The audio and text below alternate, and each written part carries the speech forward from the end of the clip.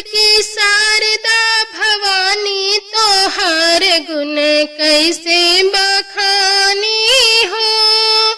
मैहर की शारदा भवानी तोहार गुण कैसे बखानी हो। ऊंचे ऊंचे पर्वत पे तोहरे मंदिरवा, ऊंचे ऊंचे पर्वत पे तोहरे मंदिरवा। मोहे सूरतिया लुभानी तोहार गुण कैसे बखानी हो। मोहे सूरतिया लुभानी तोहार गुण कैसे बखानी हो। मैहर की अम्बे भवानी तोहार गुण कैसे बखानी हो।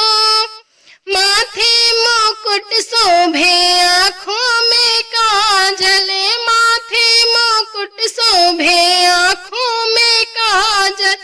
होठवा पे पान की लाली तोहार गुण कैसे बखानी हो।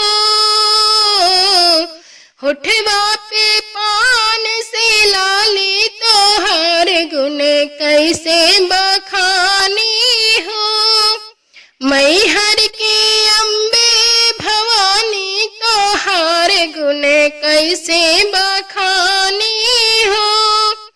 गले में हार सोहे कानन में कुंडल, गले में हार शोभे कानों में कुंडल।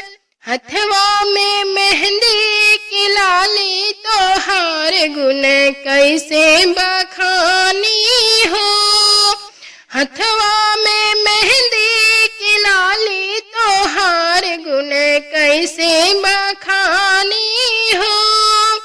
मैहर की अम्बे भवानी तोहार गुण कैसे बखानी हो।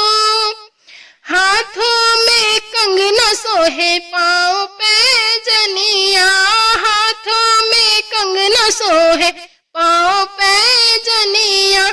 पैरों में महवर की लाली तोहार गुण कैसे बखानी हो। पैरों में महवर की लाली तोहार गुण कैसे बखानी हो। मैहर की अम्बे भवानी तोहार गुण कैसे बखानी हो। अंगों में लहंगा सोहे बालों में गजरा, अंगों में लहंगा सोहे बालों में गजरा। लहरे चुनरिया लाली तोहार गुण कैसे बखानी हो। लहरे चुनरिया लाली तोहार गुण कैसे बखानी हो। मैहर की अम्बे भवानी तोहार गुण कैसे